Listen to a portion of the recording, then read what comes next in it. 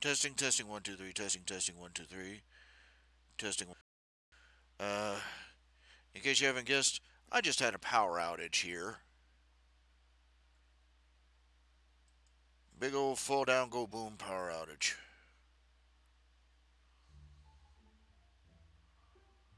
Oh, doggone it, YouTube.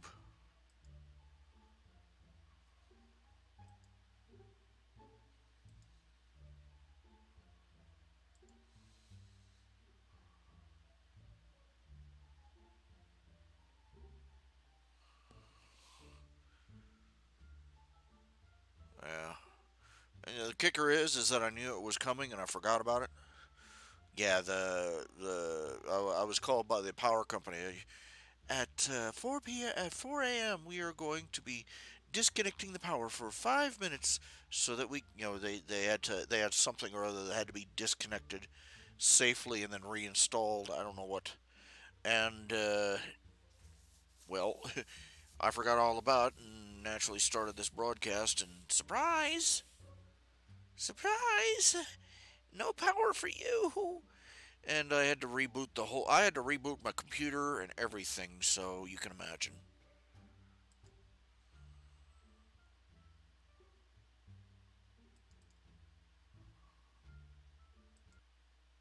Dad blast that computer. Just, ugh.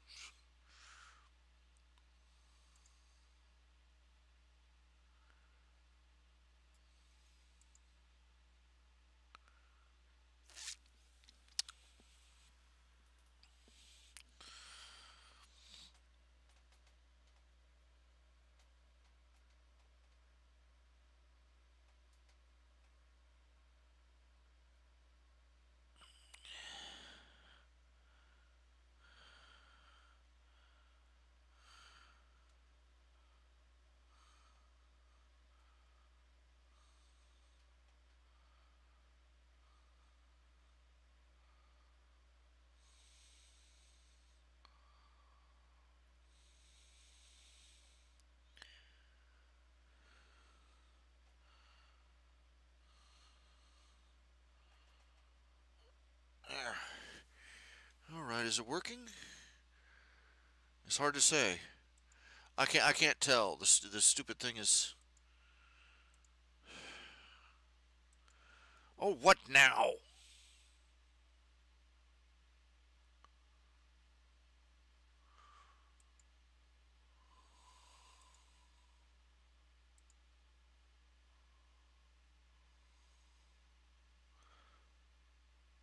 Come on.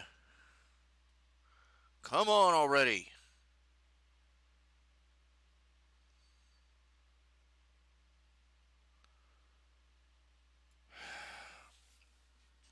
The only software I can find that works for live streaming, and it won't get along with anything else on my computer.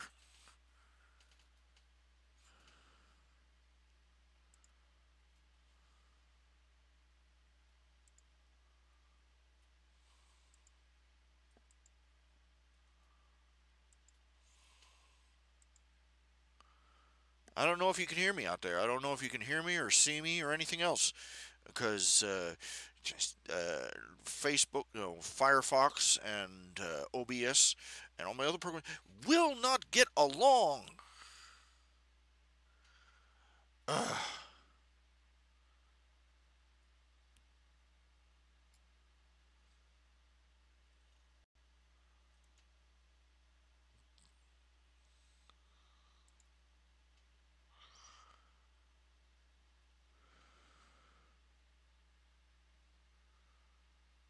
I was angry and I'm tired, and just.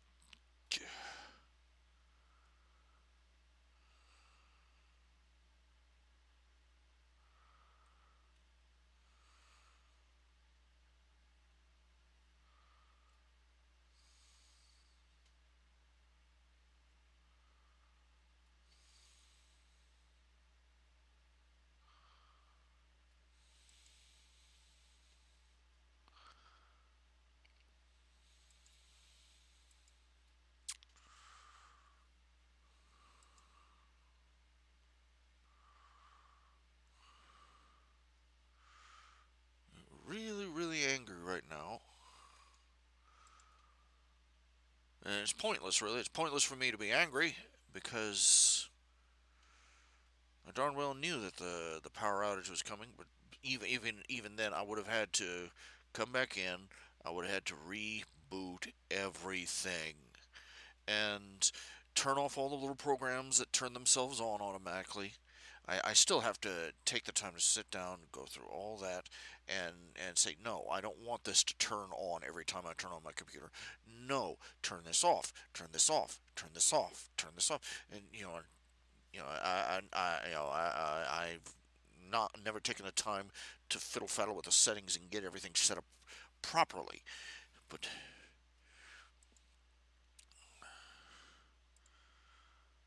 And in case you haven't guessed, it's made me irritable. Quickie. Fussy.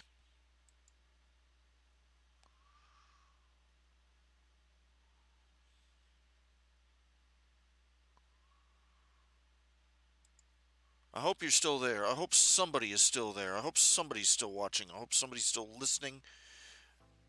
And probably not. Video is low.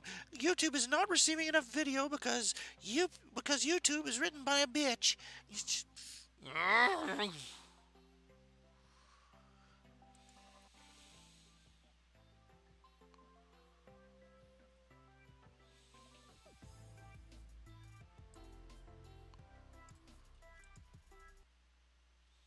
I'm sorry. Apologies.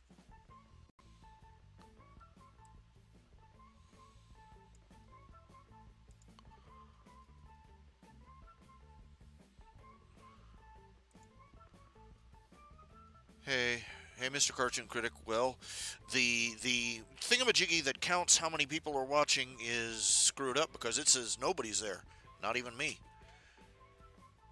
I don't know what to say to that. I swear. Just anyway, like I was saying, it's been a week of petty little disappointments. I mean, it's amazing. Every other week I had all these high expectations at the start of summer for this new update that was coming. Oh, there was going to be new characters to play, and there was going to be new races to play, and they were going to buff some of the classes. They were going to do this, and they were going to do that. They're going to introduce this, and they were going to, all these things, but every time I turn around, I had to lower my expectations because, we're not going to be, are you going to have the Volparians as playable race this time? No, not in this expansion. Maybe by 8.3. And then fine. Are you gonna have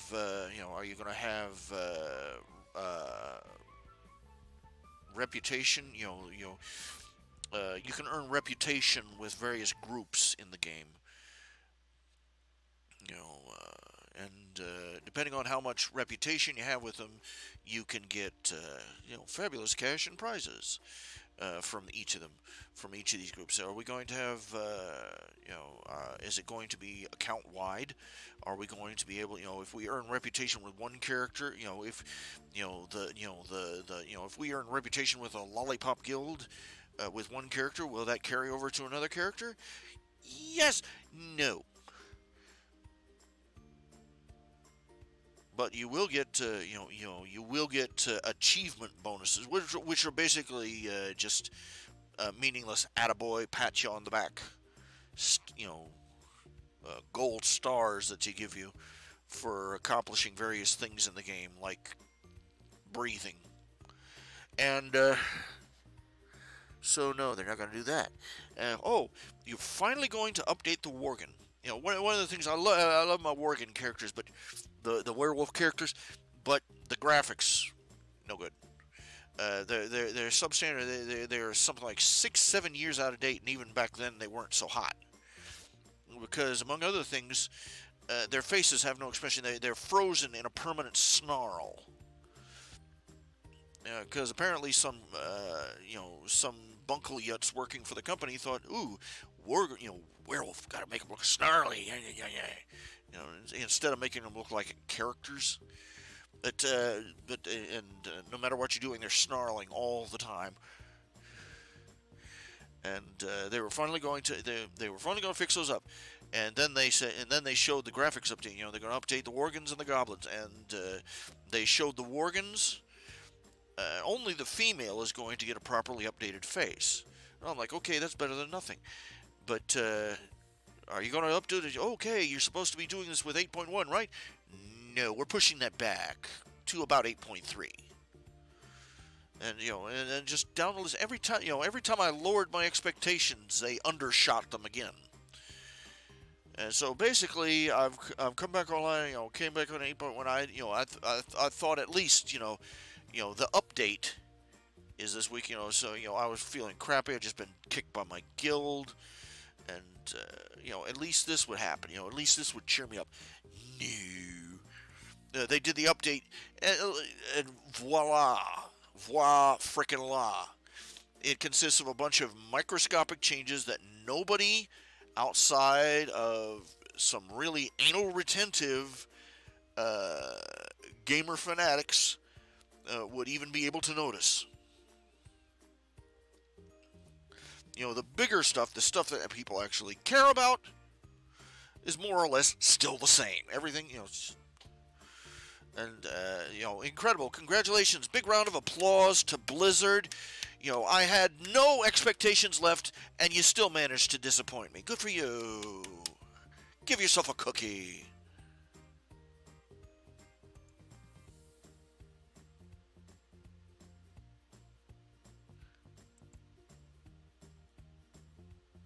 Where is...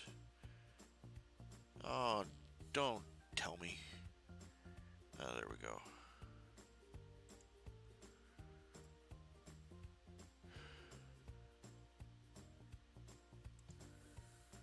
Now, doggone it, I managed to save that strip before everything shut down. It had better be on there. It had better be there. I better not have lost any work, because I saved that sucker. I didn't have much work to begin with, but...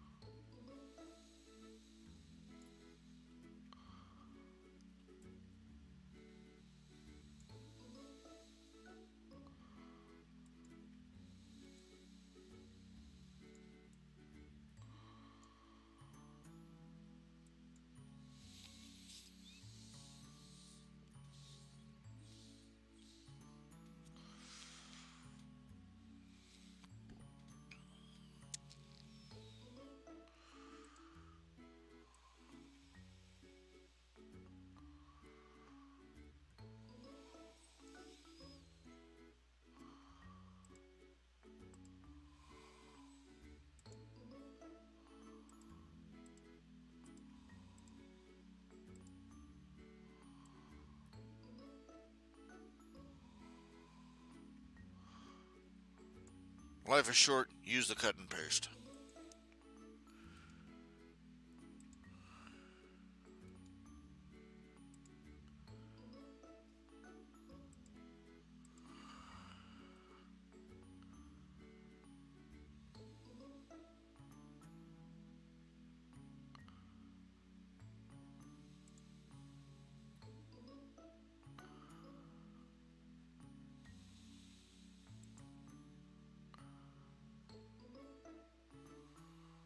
The source population lives in zoos. Oh, we know that about the content, Wolfie. We know that about the content, but I'm talking about the infrastructure. You know, the stuff that's supposed to work, and you know, uh,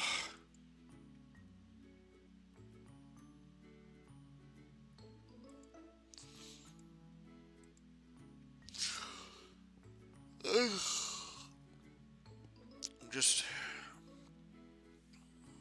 yeah. Anyway,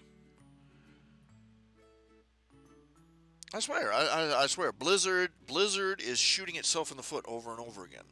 The company, I'm not what you'd call a gamer. I just, I play one game, World of Warcraft. That's it, and irregularly at that. You know, I'm not one of these obsessed fanboys who can quote you stats on every character and every race and every class and how to min max them for the best effect. Uh, I just play the game. But even as a more or less bystander, I can see that they're just screwing the pooch. Okay, Blizzard. They came out with Diablo. Diablo. People are just the fans of that are just apparently just rabid fanatics. They've been following it for years, and they came out. Everybody's been waiting for the announcement of the release of Diablo 4. No, we're not going to do Diablo 4. We're going to release a direct to cell phone game. We're going to release a cell phone version of Diablo. And of course the audience booed that. I mean, like they'd been waiting on tenterhooks for years, even for this new Diablo to come out. And no, well, you're our main supporter. Screw you. And pardon my language, but that was the attitude. And talk about out of touch. When when the guy got booed, and then he comes out and he says, "No, we have no plans to make Diablo 4 for PC." And, people did not happy about that.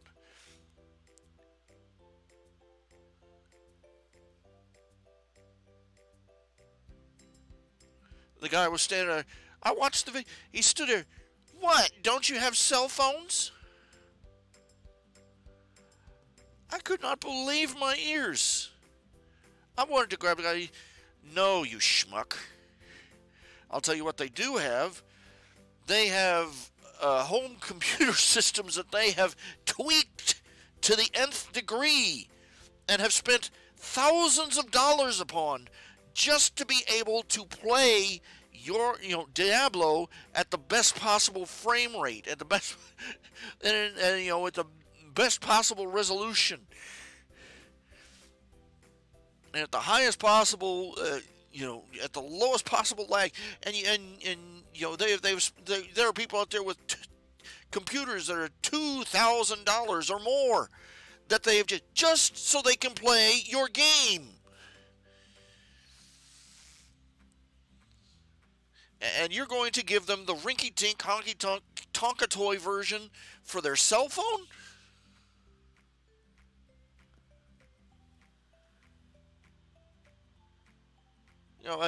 We know you're all lusting after the Candy Crush money, but get over it. These people are your consumer base. This is your loyal audience. And no, they're not going to do anything. They're not going to apologize. They're not going to change their tract. It's like every corporation in the industry is. It's like every corporation out there in the entertainment industry is jockeying for position to be the worst corporate decision maker since New Coke.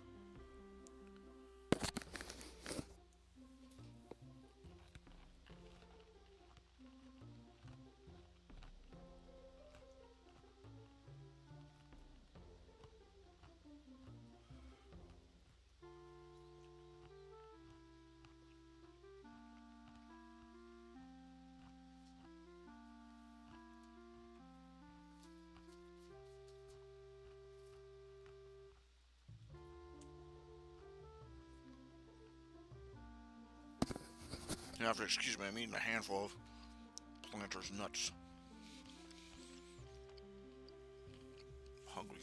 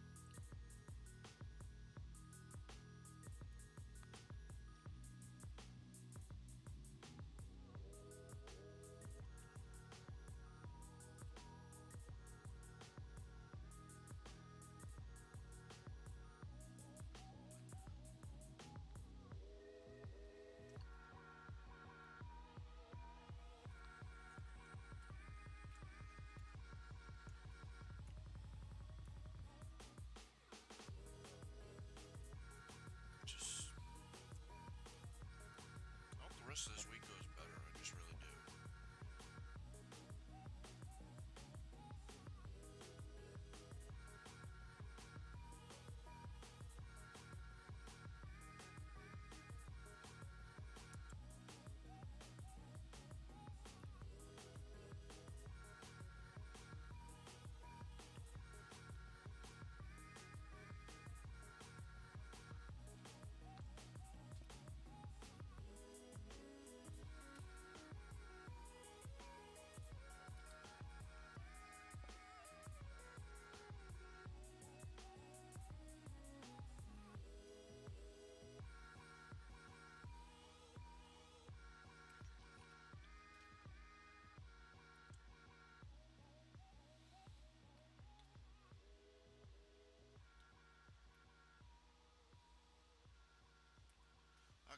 I could really stand to have some good news happen this week.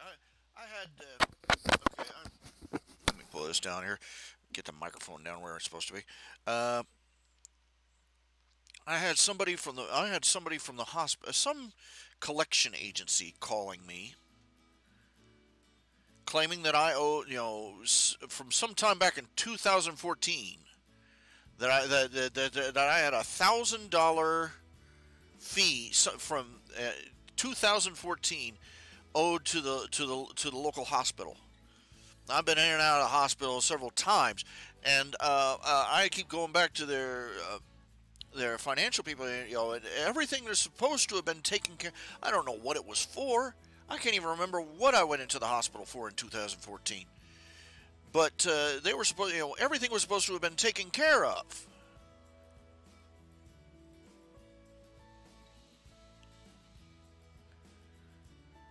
And, 4 years later, they're coming at me, and this collection agency, and this, I said, look, send me some information. Send me the information. Oh, we sent you some information back in January.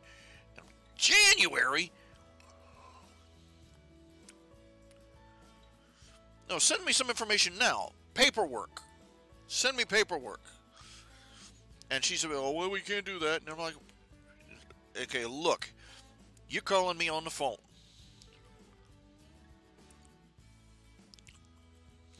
And he said, can't you look at a website? And I'm like, okay, you call me on the phone about some bill that I'm from 4 years ago that I'm supposed to pay, that I supposedly owe, but you can't give me the paperwork, and you want me to go to a website?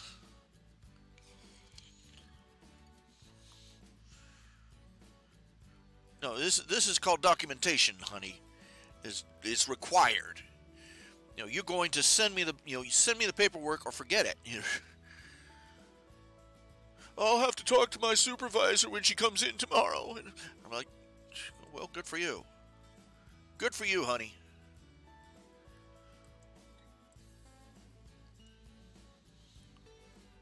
What the hell am I supposed to? She called me at like 10 at night. What am I supposed to say? What am I supposed to do?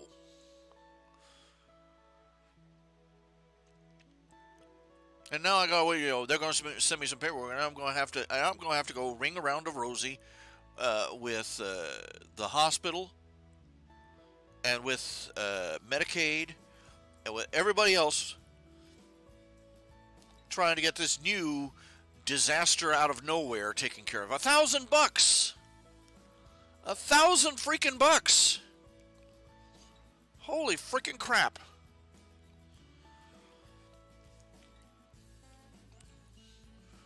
I spent my last few bucks today on a sandwich and a bottle of pop. I'm so $1,000 for something they took care of that was supposed to have been taken care of financially literal years ago.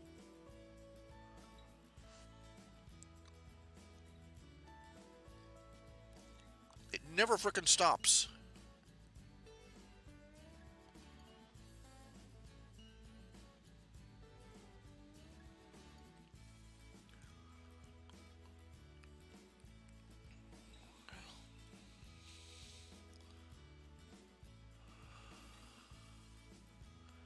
I can't believe it. After all that, I just barely, and only by charity only by you guys' charity and kindness and unbelievable generosity was I able to get out from under the IRS and the back rent bill that I already had, and now out of nowhere, $1,000 in debt.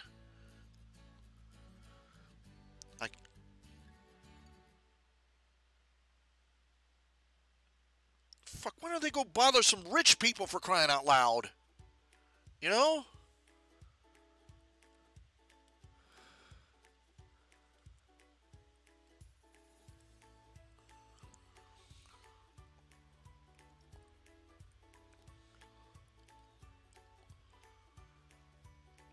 Every day on the news, I'm hearing about another politician who hasn't paid their taxes, umpty $1 million in taxes that they haven't paid, and they're walking around on the street. Nobody's bothering them,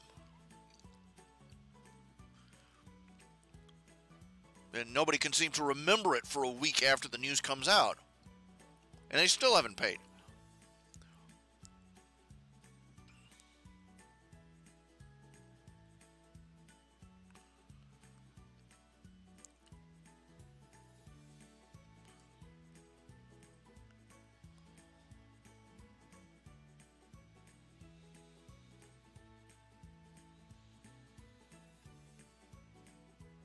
But if you're poor, they can never forget how much you owe them.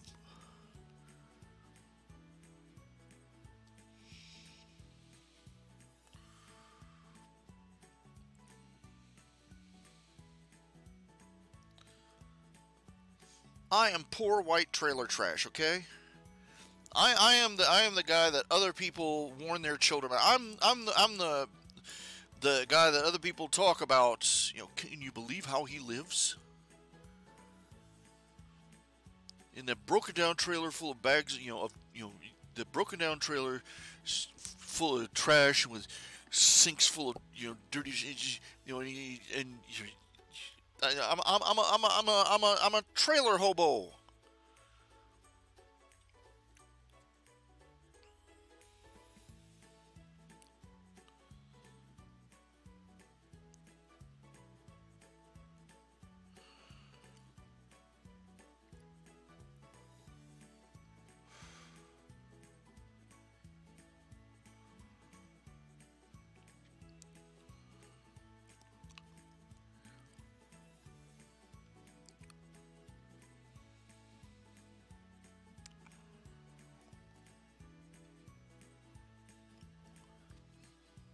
According to the landlord, I'm still a couple of months behind on rent.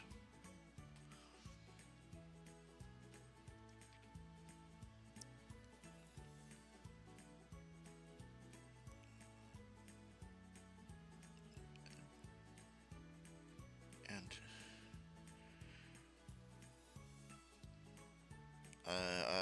I've just come to the basic verdict that I have failed at life.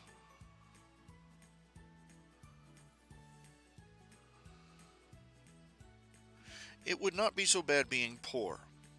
It would not be so bad being poor if there wasn't somebody constantly there hacking away at your legs with a machete. You know what I'm saying? You got these people that live in these people, Aborigines that live in the jungle. Absolutely destitute. You got people who live in Africa, absolutely destitute, but they don't have they don't have people running behind them, hacking away at their legs for money.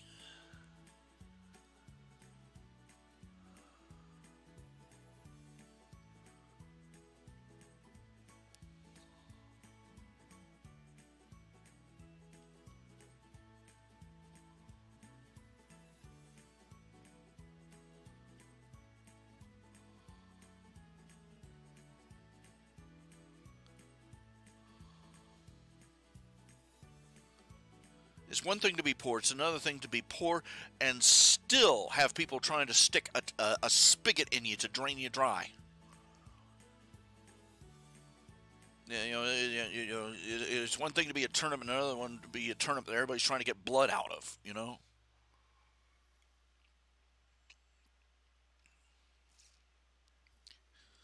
And you can never quite get ahead, and you can never quite make the big break, and you can never.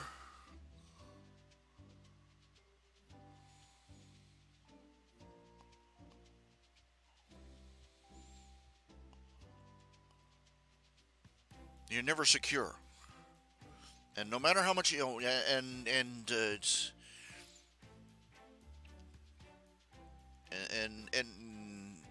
you're not just poor, you're bailing. You're there with a bailing bucket, bailing as fast as you go, and it's never fast enough. Pretty soon, you don't even have a bucket to bail with, and you're scooping water up in your bare hands.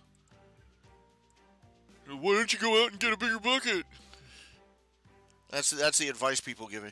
That's why I get so pissed these days at these people that come and you get somebody who works a minimum wage job who's making $10, $11 an hour. Oh, that sounds like so much, doesn't it? Well, except for the fact that it's the equivalent of less than half what people made in 1964. You adjust for inflation. Look, minimum wage today is $7.50 an hour. Federal minimum wage is $7.50 an hour.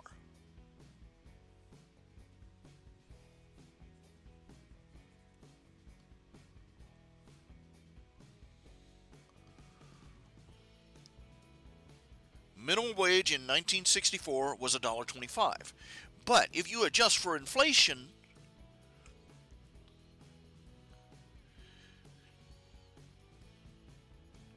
that comes out to $15 an hour in today's money. $15. Do you know anybody out there? Do you know anybody out there is getting paid $15 an hour? They're making minimum wage for as if they were living in 1964. And yet, what does everybody talk about when anybody complains about making less than their grandfather did doing the same work, and suddenly it's why don't you go out and get another better education? Why don't you get some more skills? Why don't you? Hello, the point is not that they're these people aren't lazy, these people aren't greedy. They're desperate. They're hanging by their fingernails off the bottom rung. And the Federal Reserve is up there shaking the ladder. And every last dumb mofo out there is, hey, well, our soldiers don't make that much money. Well, congratulations on telling us that you're a selfish bastard to them, too. How about you give the soldiers a raise then? No, we're not going to give them a raise.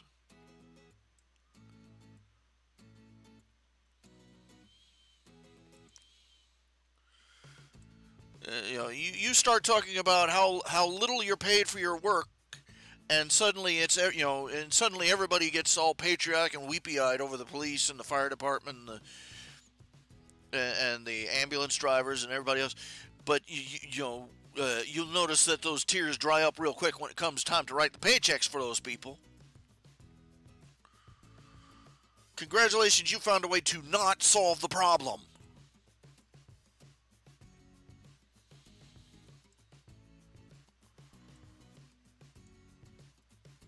And no, I am not advocating for a raised minimum wage. That's just lifting the country up by its own bootstraps, and that ain't gonna work. It still doesn't, the fact that the solution they've latched on to, a minimum wage, a raised minimum wage is a bad solution, doesn't change the fact that it's a real problem. And I get so tired of that. I get so tired of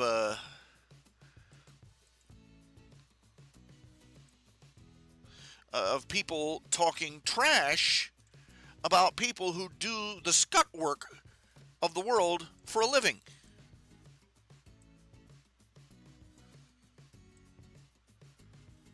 Somebody out there picking bottles out of trash for recycling to try and buy enough milk for their kids. Well, she should have gotten a better career. She should have gotten a better education. Somebody working in a hotel, changing your filthy, nasty ass bed sheets for you and about 100 other guests, cleaning your toilets and everything else. Yeah, you ought to go back to college on your minimum wage. What's she gonna pay it on? She's barely making enough money to pay the rent and eat, but she's supposed to go back to college. Yeah. You people are just so freaking great.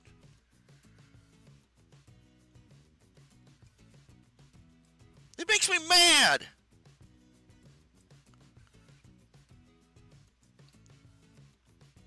I'm lucky. I'm one of the people who's lucky. I'm lucky as hell. Because look, as bad as it is, as bad as it's gotten, I've still got a roof. It may leak, but I got a roof. The floorboards may be rotten, but there's a floor there.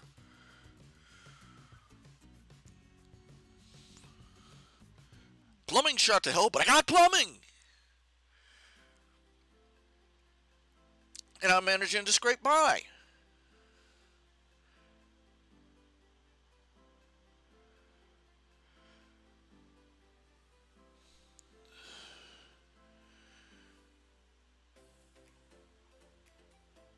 But these people that come out there, oh, well, you need to go back and get you some skills you can sell for lots more money. Great, you're kind of missing the point that making more of the same money that's spiraling down the toilet is not helping. The dollar is, literally, think about it. Minimum wage was $1.25 an hour in 1964. Today, it is $7.50 an hour and rising. People are not making more money. The value of the dollar is dropped.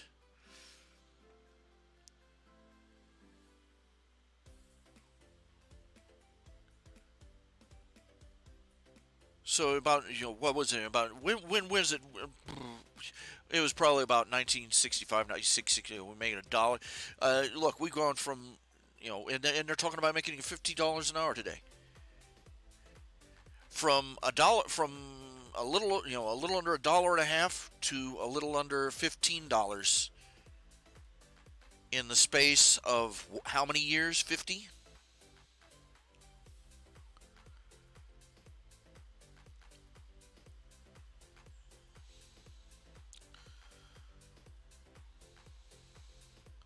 And the money is, and it's not that the money is melting. It's not made of snow, okay?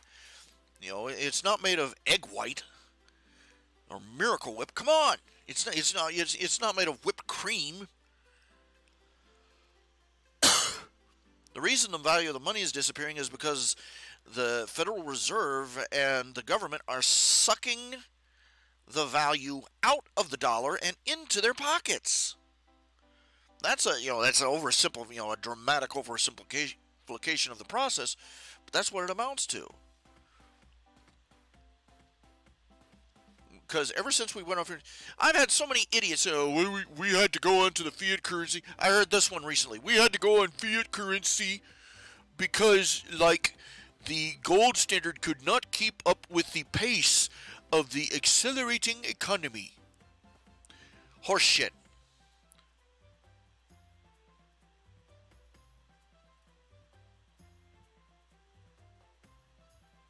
Horse leavings. That is a rationalization that they may have told you, bumbleyuts. But the reason they went on the fiat currency is so that they could spend more money than they had. And that's what they've been doing, and they've been doing it hand over fist.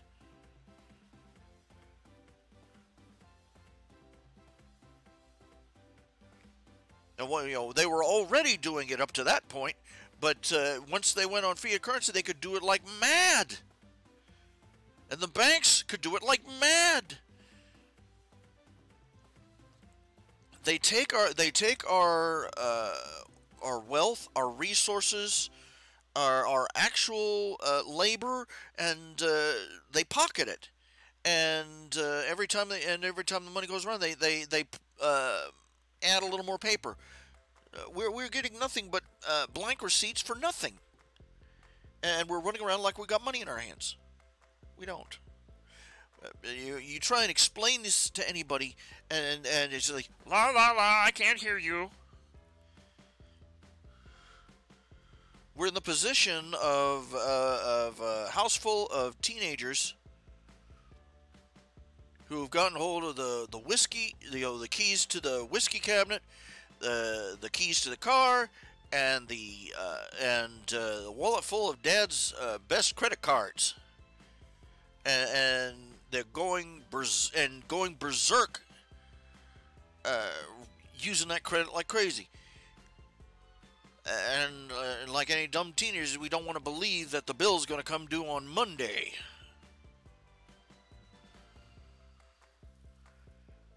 When the parents get back from their little vacation. The gods of the copybook heading with terror and slaughter return.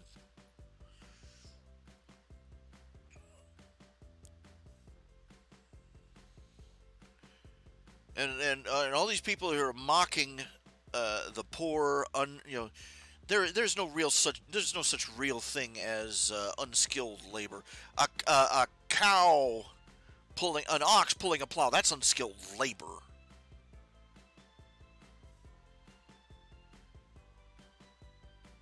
That person working in the burger barn, they have to cook, clean, serve you, run the register, just do everything under the sun, and they have to do it all with a smile, because you expect that, and they have to do it faster than you ever would at the same, trying to do half the same thing. These people are wiping up your crap and puke off of their bathroom floors for less money than your grandparents made at their first job. And you're gonna talk smack about how they needed to get some real skills. Oh, that makes me so mad.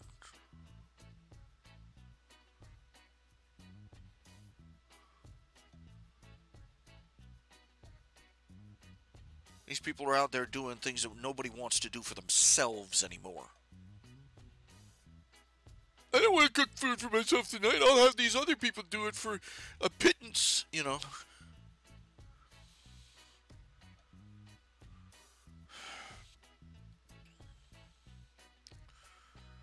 The thing of it is we're riding on a bobsled straight into a brick wall, and there's no way to escape. That's the hard thing. Is that when it crashes, it's going to crash hard. It's going to take everyone with it. Look, this is not this is not just doomsaying. This is history. Okay, this is history played over and over and over and over and over and over and over again, over and over and over again. A society develops a currency, develops a monetary system, and develops basically a way to exchange commodities. Then the banks come in. Then they invent a bank to facilitate their economy, and the bankers and the politicians get greedy, and the people get suckered. The people get greedy, and they get suckered into believing they can get something for nothing. What they're doing is that they're basically the people are being tricked into giving the politicians and the bankers the okay to rob them blind. And the bankers and the politicians start out with fractional reserve. The bank isn't really required to have all the money it says it does in the vaults. That's why nobody robs banks anymore with any common sense. That's not where all the money is. We've reached a point where we're not even trading paper anymore. Banks are swapping around imaginary money that hasn't even been printed yet. We haven't even printed the paper money that represents the imaginary money that we'll never earn.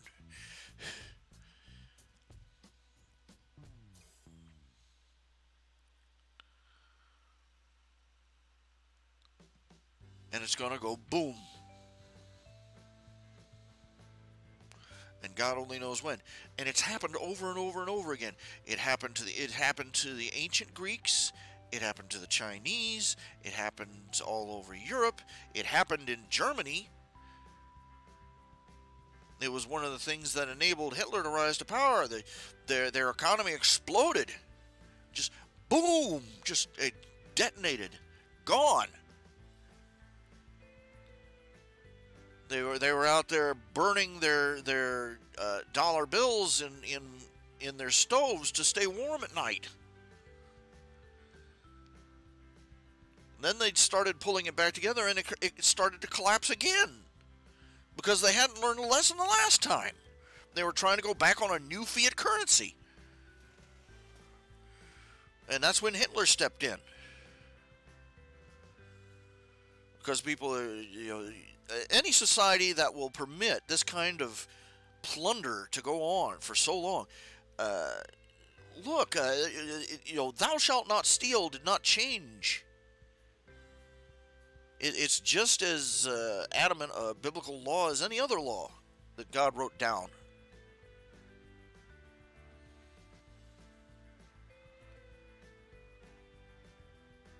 And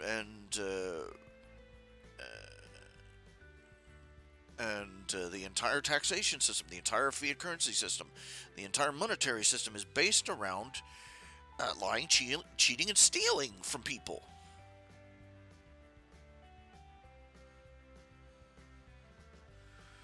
And the populace went along with it because they were convinced that You know, uh, they were basically convinced to steal from the future. So we'll pay this back later. Our grandchildren will pay this back. Our great grandchildren will pay this back. And here we are.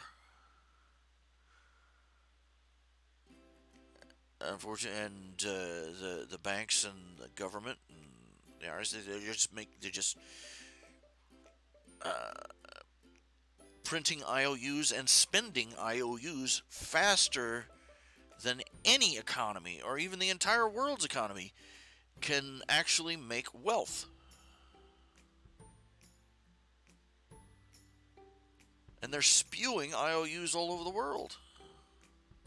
It's the only reason our country hasn't imploded yet, is because we're still managing to write rubber checks in third world countries.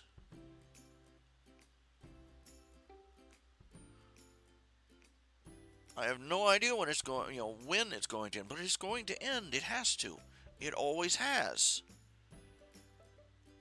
It's happened over close thousands of times, literally. Like I've repeated over and over again, there was this one financial group. They wanted to study, they wanted to get the information down. They wanted to study up on fiat currencies and how they had done historically. And they went down the list of fiat currencies that had historically appeared. They only got all the A's and partway through the B's before they had to give it. They had over 700 different fiat currencies over the course of human history, recorded, written human history. And they looked it up, and it was the same result every time. The government kept printing more and more money. They kept printing more and more fake money. Devaluing everything until they either devalued their money right out of existence, or they had an epic crisis explode, which made everything go to hell in a handbasket faster. Nobody escaped. Every last one of them. Boom, gone. Oh, you've seen these paper money from other countries. 10 million Google flats, or 5 million Quatlu bill. And it's what's happening to them. That's what's happened to these third world countries. They bought into the idea that they can make up imaginary money out of thin air, and catch it on magic paper with special ink, and suddenly, out of nothing, money.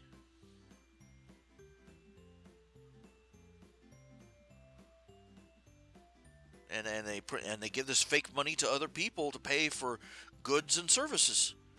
This is called theft. Theft by deceit and fraud.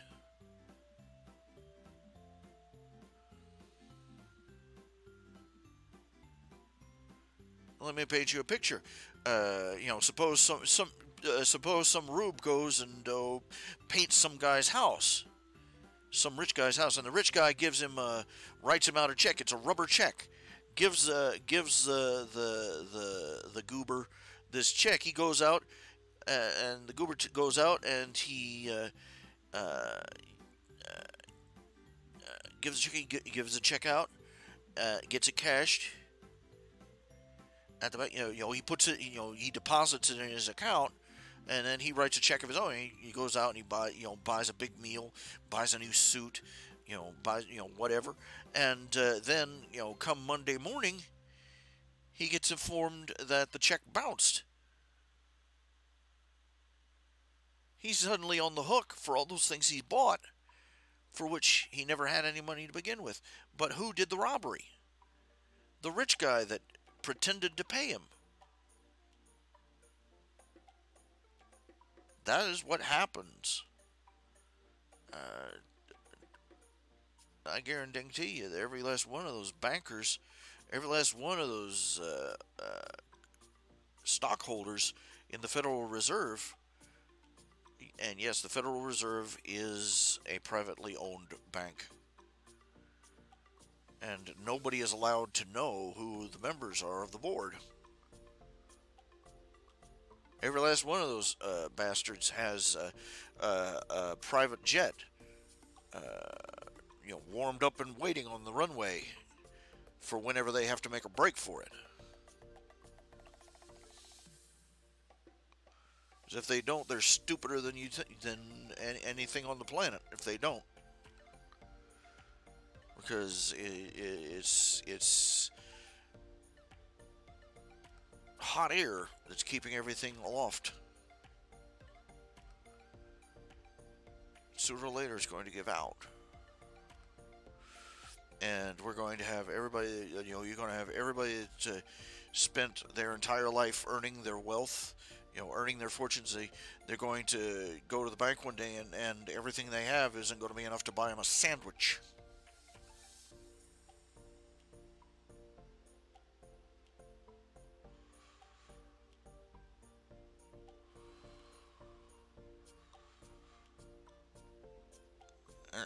And the country's just going to split wide open.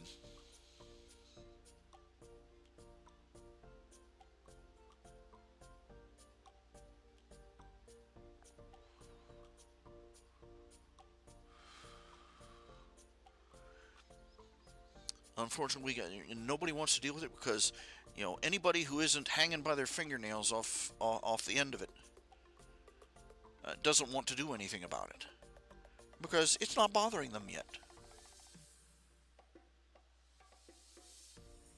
Those people protesting and marching and going on strike for $15 an hour,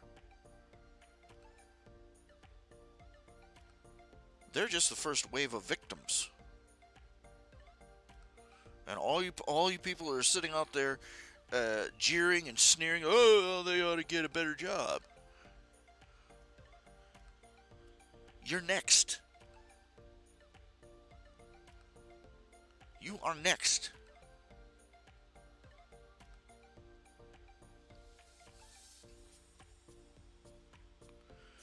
And don't kid me. I mean, you got kids coming out of college with degrees in every STEM field you can imagine. They can't find a job either. Or they're expected to accept a fraction of what the last generation did.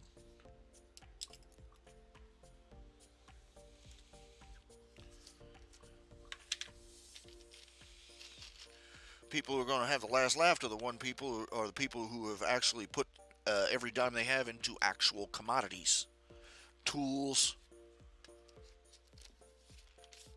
property, resources, staples.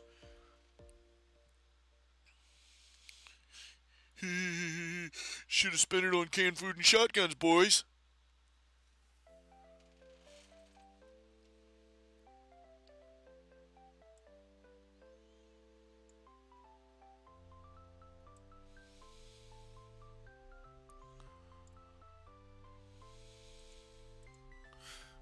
I'm sorry if I'm, just hot-tempered right now. Just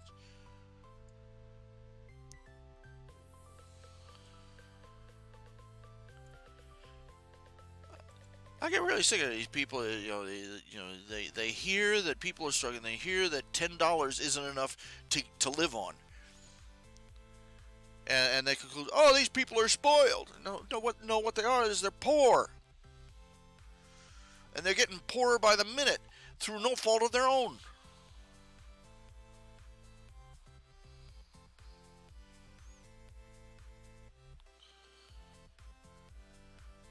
The people for whom $10 is the difference between being able to keep the lights on this month and having to live in the dark and wash in cold water.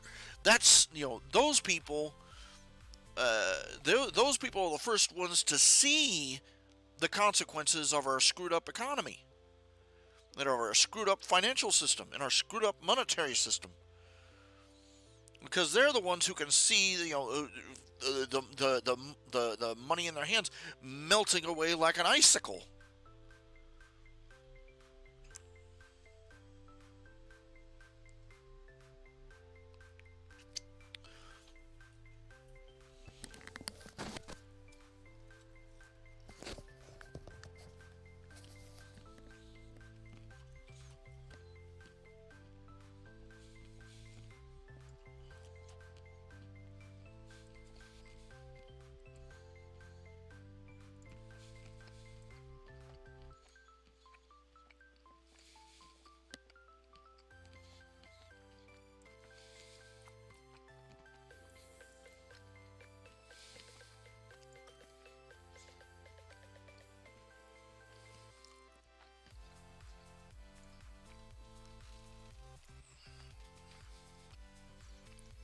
For a person who makes six figures a year, seven figures a year, discovering that bread has gone from $1 a loaf to $2, is a minor annoyance, if even that. For those of us down here where I am at, or worse, that's a catastrophe.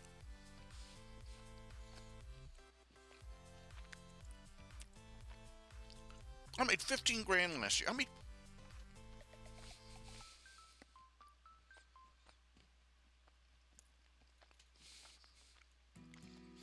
When I was a boy, when I was 18, making the amount I do a year now, back then, I would have been living high on the hog. I would have been solidly middle class.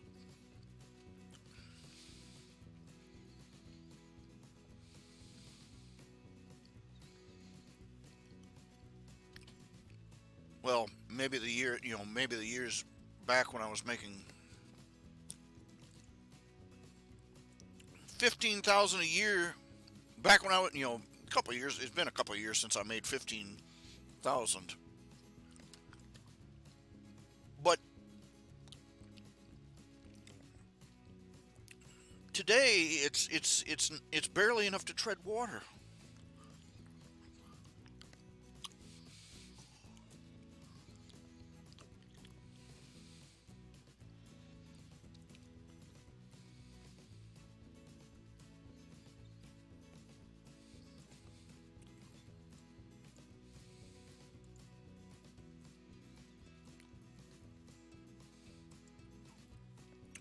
Now, what are these people supposed to do about go back, get an education, go back to college, get an education? I'm sorry. Maybe you missed the fact that college education is worth crap today.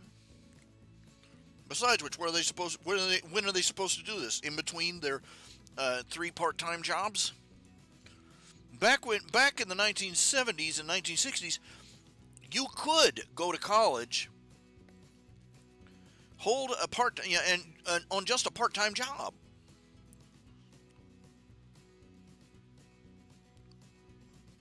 Basically, because the dollar was worth 5 times as much as it is today. I think college. What was the price that he said? 500%.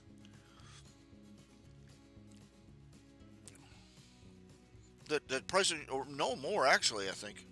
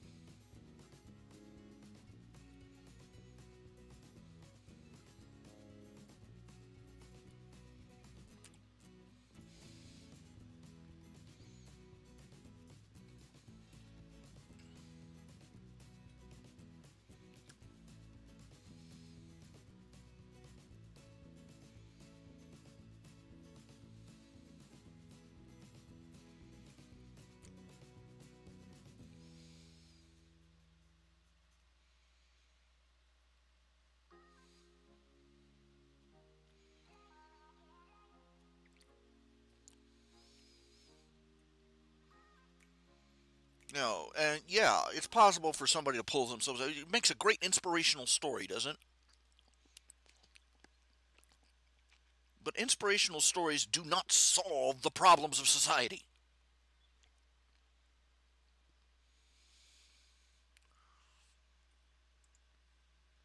The reason they're inspirational stories is because they happen so rarely.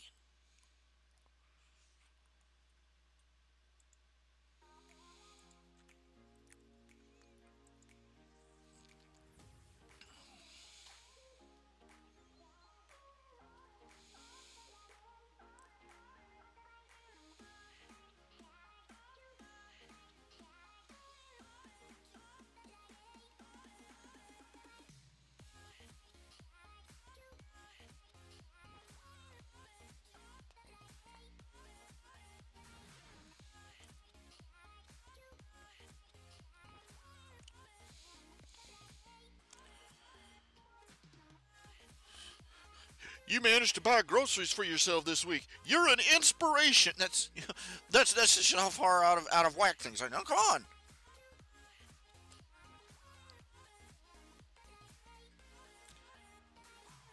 Being able to provide the bare minimum for yourself should not be an inspirational story. It should be a standard story.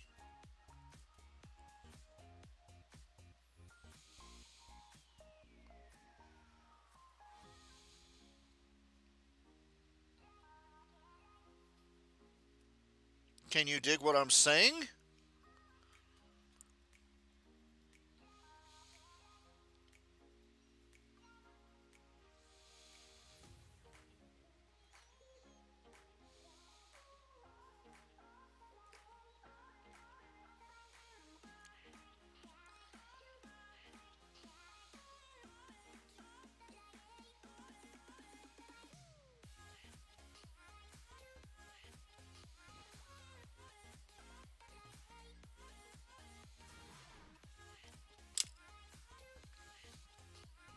You managed to stave off starvation for another year. You're an inspiration. You're a tragedy.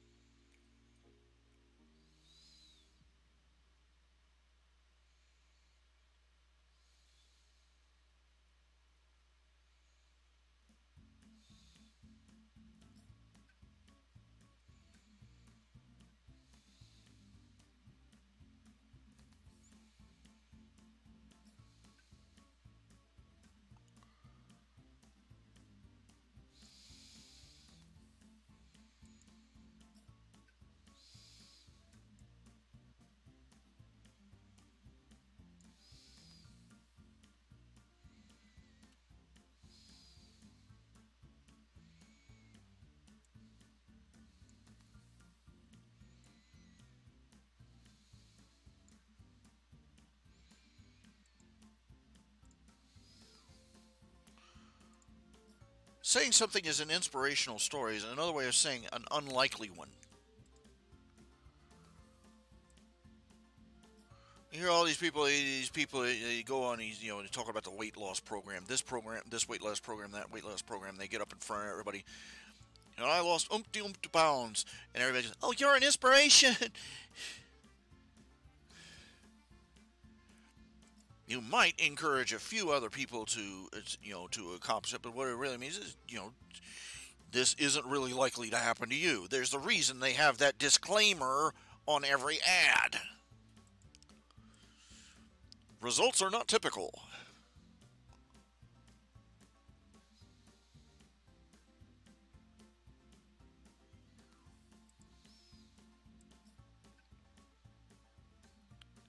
Well, la-di freaking da.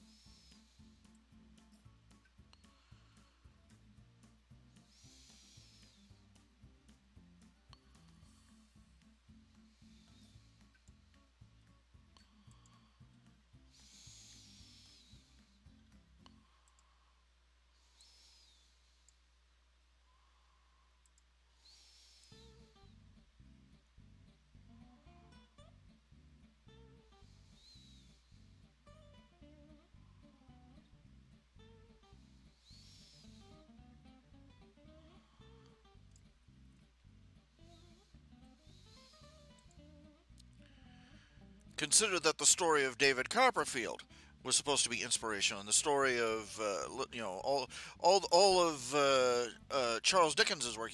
Most of the characters, they're managing to overcome tragedy and poverty and misery in their society. Those stories are arguably inspirational, but they're also supposed to be an indicator of something seriously wrong with their society. That was the point of his stories, not to give an inspirational message about how you could overcome, in spite of how crappy the society was, but that the society needed to change.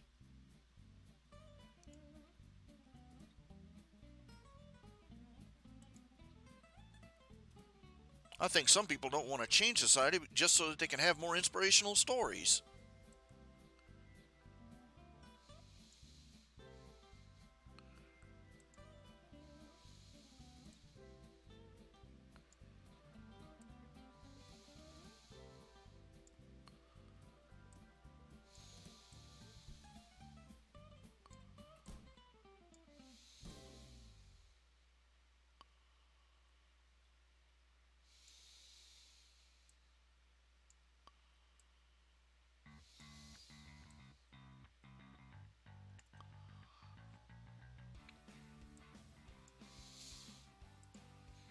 Like that one Malthusian jackass. He saw that humanity was prospering, and mourned the fact. Poverty, one of these people believe that poverty builds character. No, it builds graveyards, is what it builds.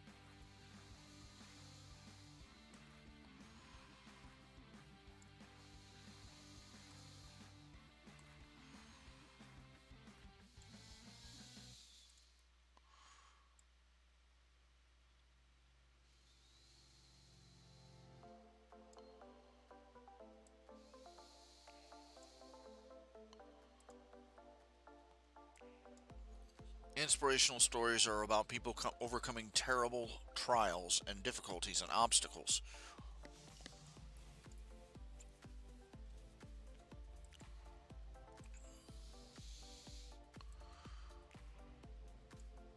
What they should be an indicator of is that there are,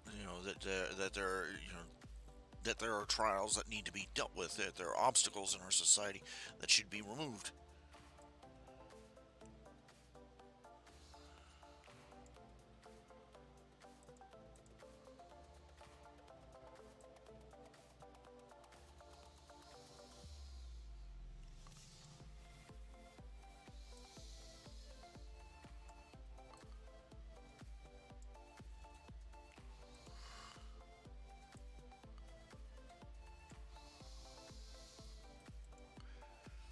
That's one of the things that runs a lot of these Harry Potter fan fictions. The Wizarding Society. Oh, Harry Potter, he's such a brave, noble hero, and everything.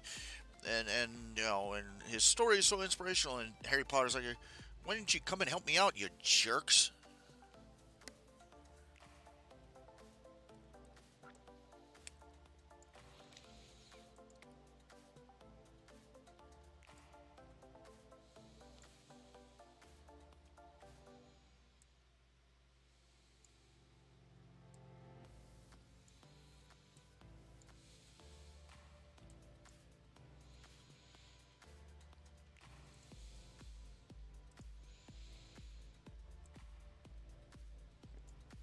We're so inspired by how, he managed to tolerate being abused by the neglectful family. Why didn't you kick him out of the family?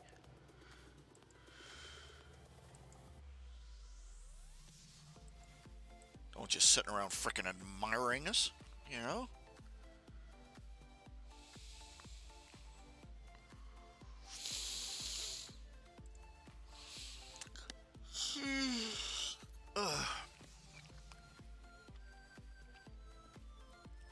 Talking in circles, I think. Running over the same point again and again.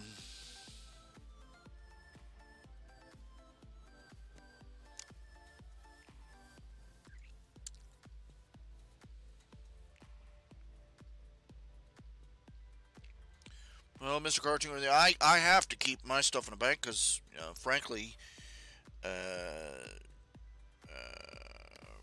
PayPal won't mail me, little bundles of dollar bills or to my front door. So I have to do everything digitally. So I have to do everything with a bank and therefore online.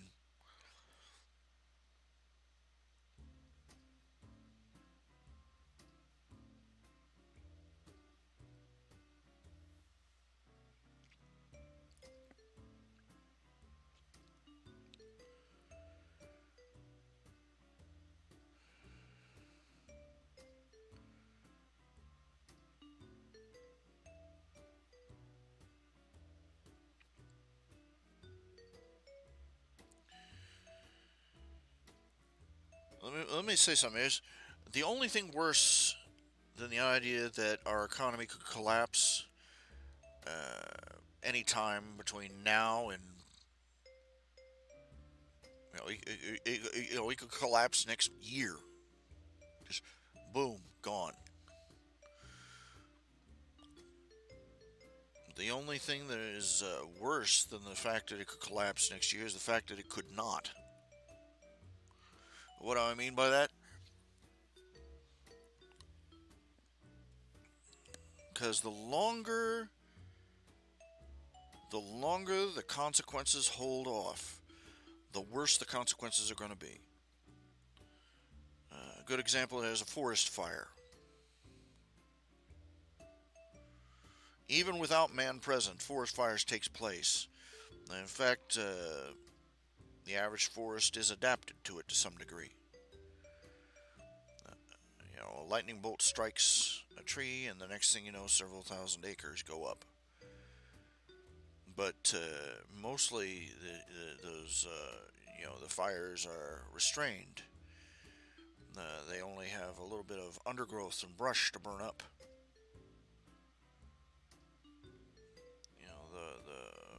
The raging infernos, thankfully, are few and far between.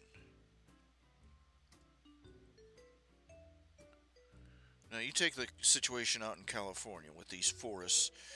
They have been neglected and mistreated and mismanaged by people who don't know their ass from their face. Pardon my language. Forgive my language. But it's true.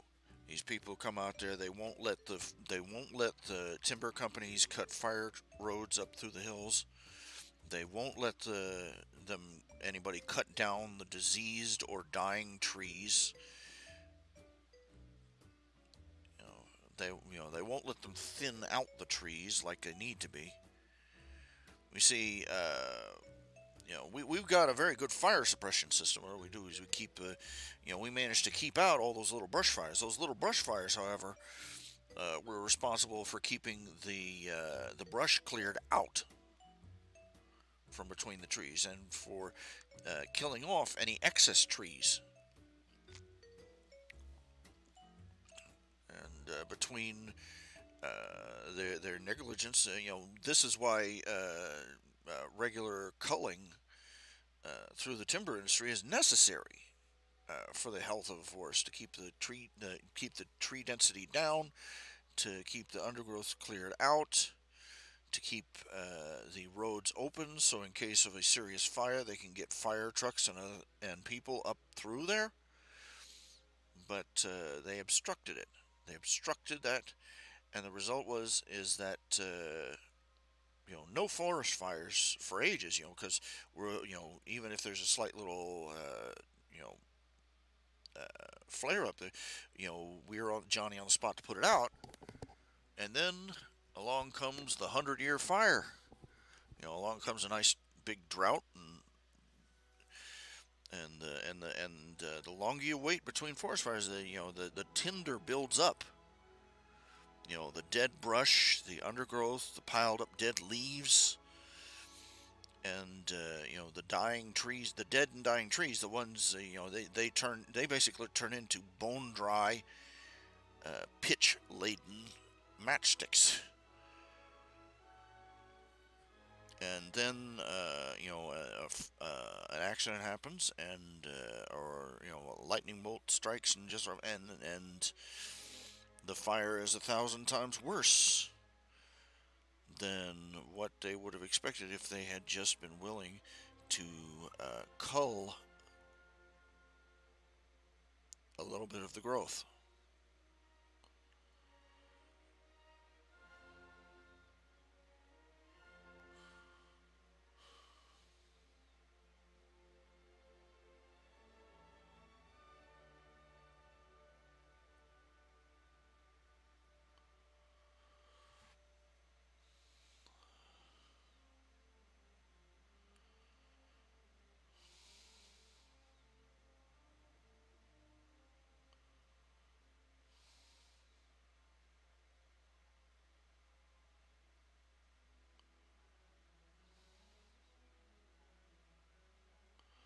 I'm still tired. I'm still very tired.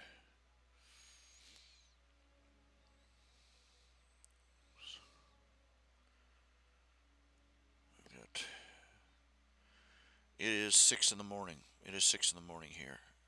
It was one of my heaters. I think two of my heaters. I have three. I have three electric heaters. Let's see. Well, no, actually, I have four. No, wait, 1, 2, 3, 4. Yes, and it looks like two of them have burned out and given up the ghost. I have one big heater in here in my living room that's barely putting out enough heat. I think it's aging badly, and it is barely putting out enough heat to keep one corner of the room warm.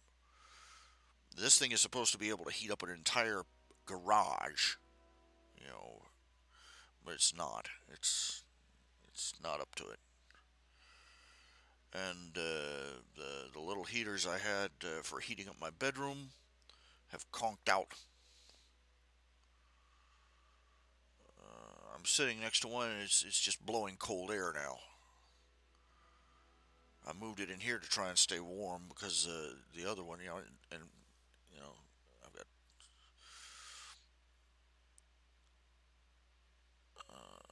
it's. I have an electric blanket, but it's broken. It doesn't work. I have to use it like a regular blanket. It's too small anyway.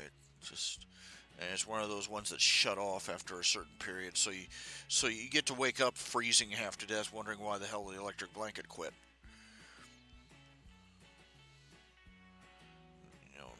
Not happy camper time. And I'm holding off on going to bed until the sun's up and it's a little bit warm, just a little bit warmer. I can't sleep with my face cold, and I can't sleep with my face covered either.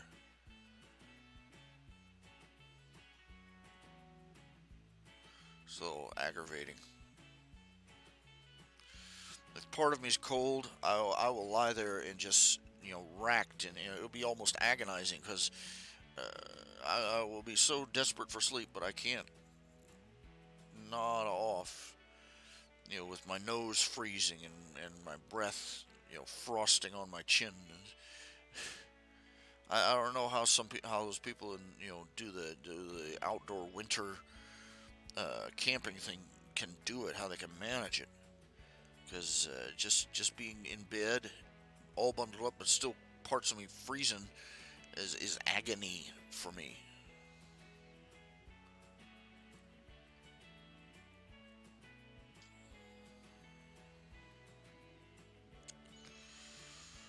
I had to skip this month's lot rent in order to pay the electric and the gas and the part of the, well, not the gas. I don't have gas. The electric and the internet, and also part of the trash. I wish I could get like a little wood burning stove. Install it. It'd be something for me to burn all a bunch of this trash in. I mean, I got paper trash all over the place, and you got all those flyers they send you in the mail. Burn my junk mail. Stay warm. Of course, cleaning the ash out would be a nightmare. I have nowhere to get rid of the ash. What you gonna do? What you gonna do?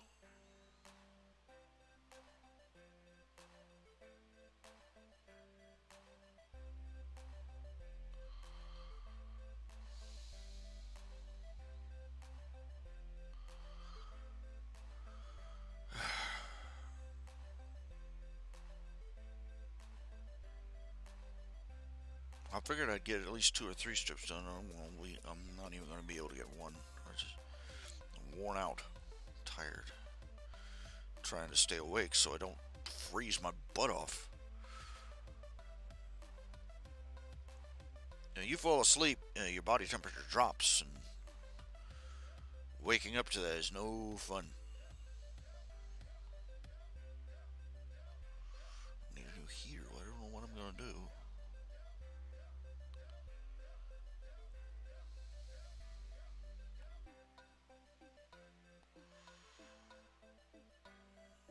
Always out of luck.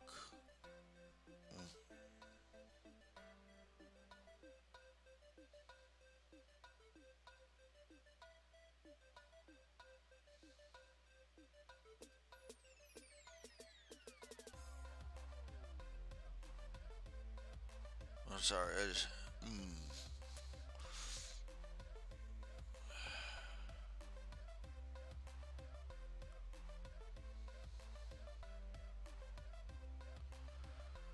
What do you want for Christmas, son? Coal in my stocking. I can burn it, stay warm. Or I could if I had a stove. What are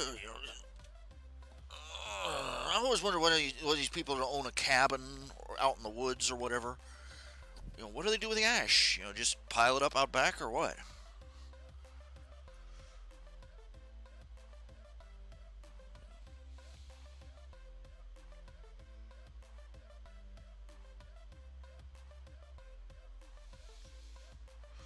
Yeah, it's official. That little heater, I have 2 heaters here. One of them is a little stainless steel patent, and it is blowing nothing but cold air at me. It's nothing but a fan now. Doggone it.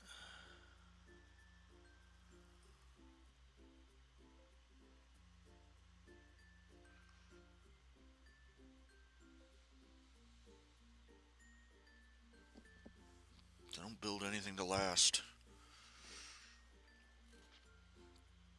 Even stuff that people are supposed to depend on for their survival, they won't build it to last.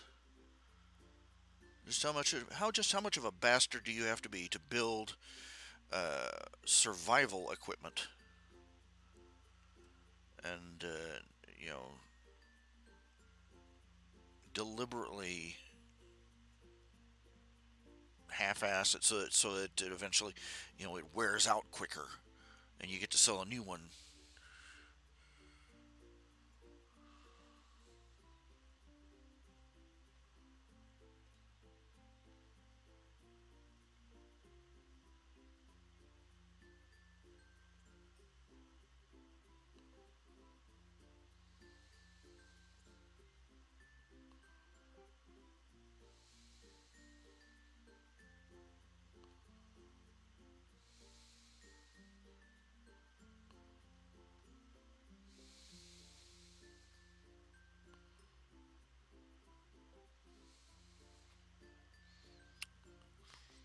I'm not a very happy man. I'm not a very happy camper. I'm not. I just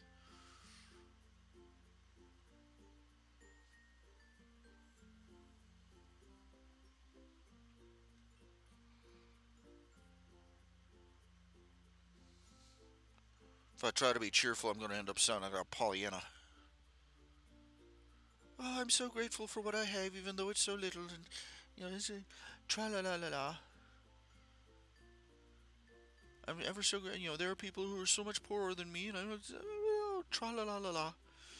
You know, I'm so fortunate. Blah blah blah.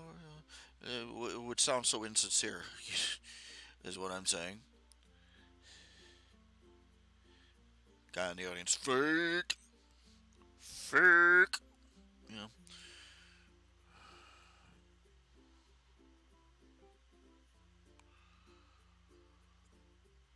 but like I say, at least I've got a roof over my head for now, and I'm grateful for what I have. But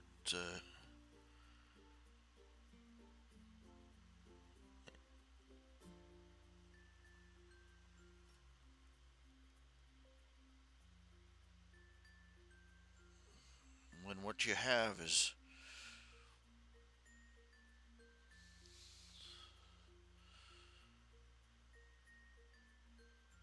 turning to dust faster than you can replace it, it's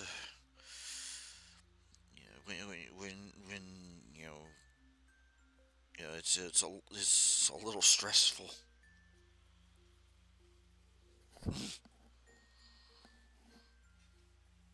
I'm serious. I'm considering building like a Franklin stove or something to start burning my junk mail.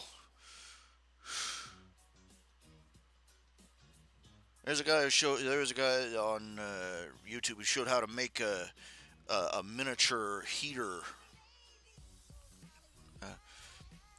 out of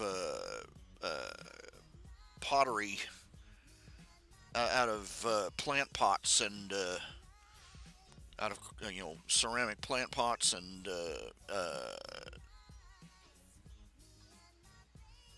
those candles you put under incense, potpourri candles.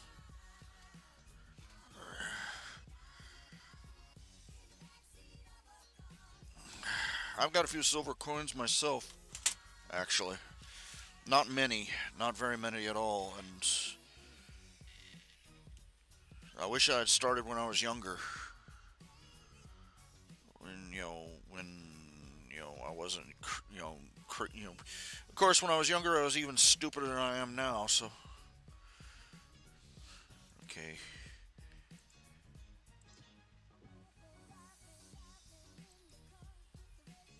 Okay, it's saved. Good, good, good, good, good.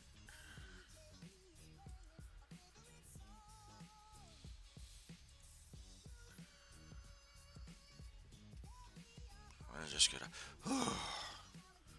Dang, it's cold.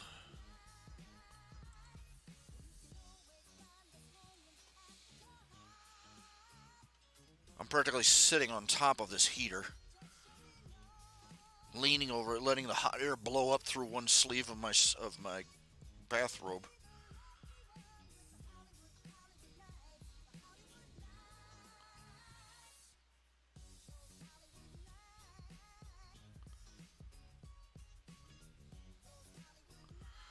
We got three people in here. We got Wolfie, Mr. Cartoon Critic. Is there a third person in here, or is it just counting me again?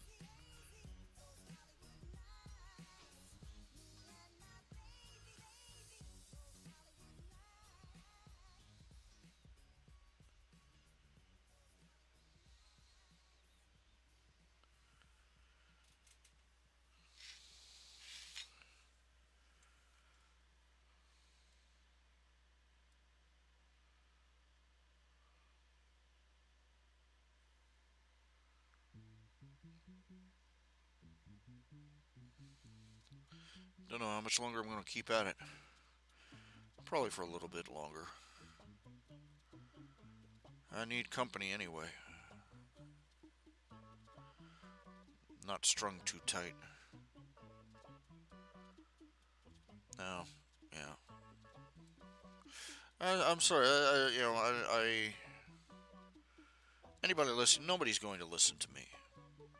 Nobody is going to, Okay, people will tune in and listen and stare luridly, I'm sure, but How many people are going to listen to anything I have to say? And is that unreasonable of them? I can't say it is because if you saw me, you would decide I was just another you know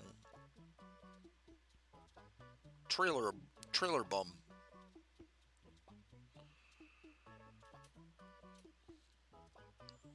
I don't even have regular clothes I wear anymore. I wear bathrobes and hospital gowns. I've got some cut off sweatpants that I doubt I could even fit my legs through anymore, and some T-shirts. They're all hanging up in my laundry room on a clothesline.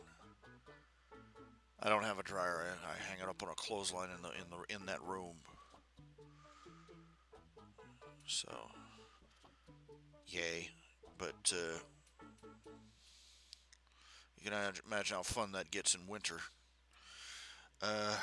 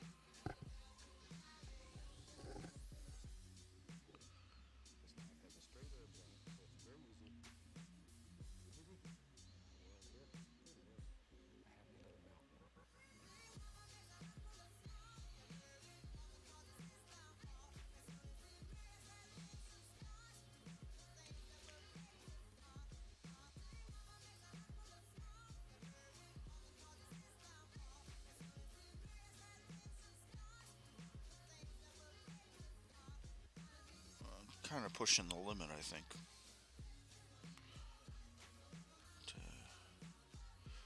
Not sure what to think, really. But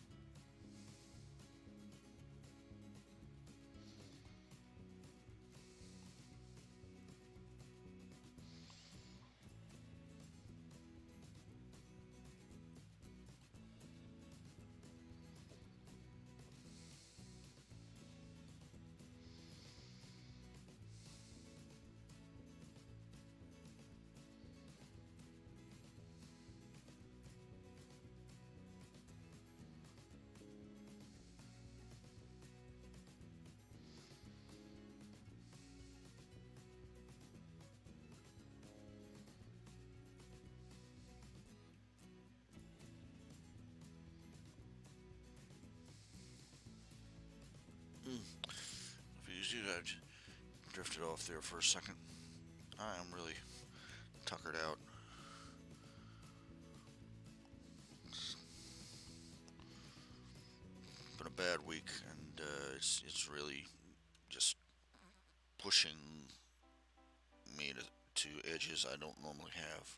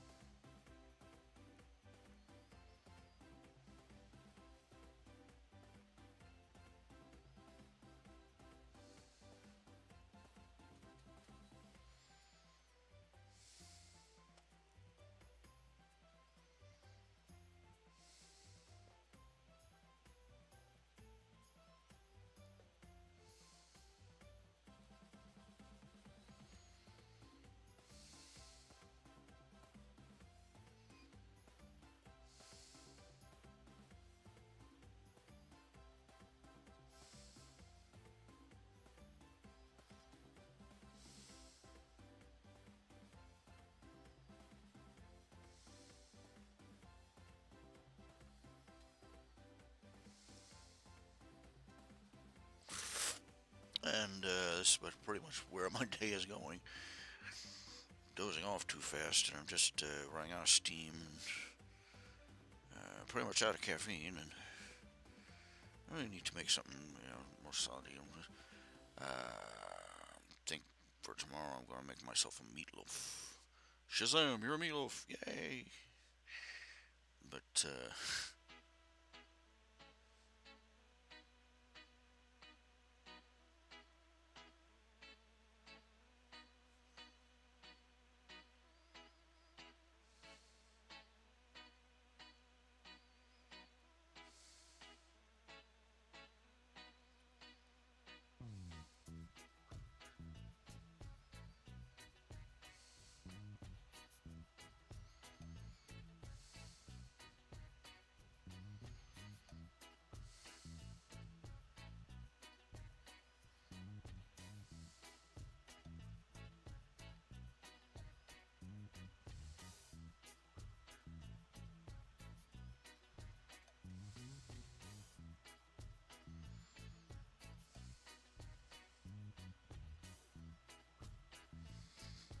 well, you have to excuse me. I am seriously just not able to keep awake much longer. It's that point. I've been at this since like 2 in the morning. I've been up since yesterday at about 2 in the afternoon. So, but I really didn't.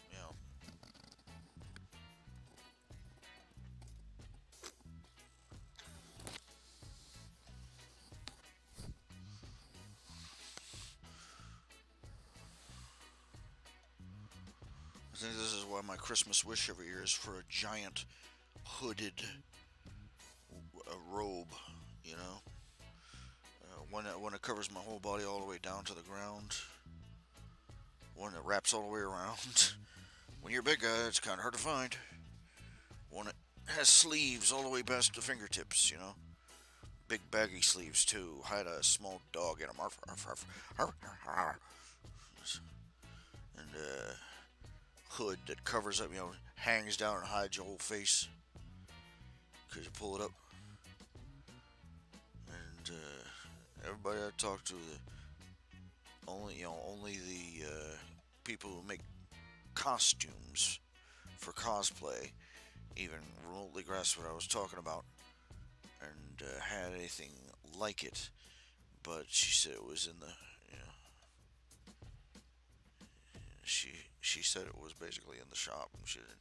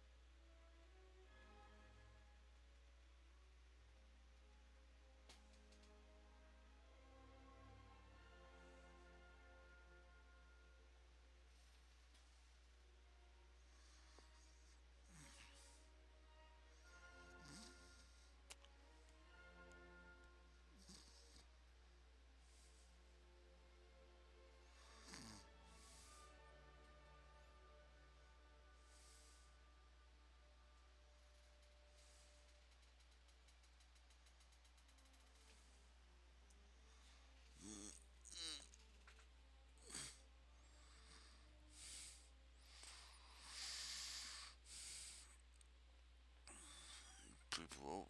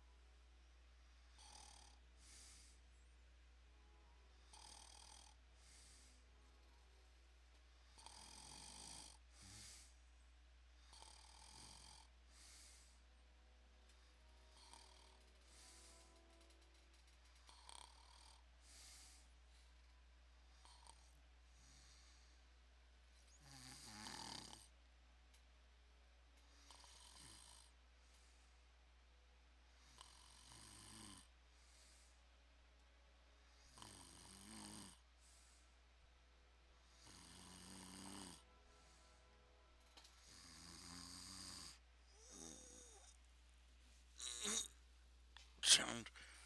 That's about that me dozing off right in the middle of a sentence. That's a sign to call it quits for the night. So, okay. I don't know when I'll see you again. Sometime within a day or so. Well, I'll try and figure out how to heat this place back up with a busted heater. You all take care of yourselves. Thank you for tuning in. If you get a chance, toss a little something in the hat over at www.rhjunior.com. Every little bit helps, and every bit of help is needed.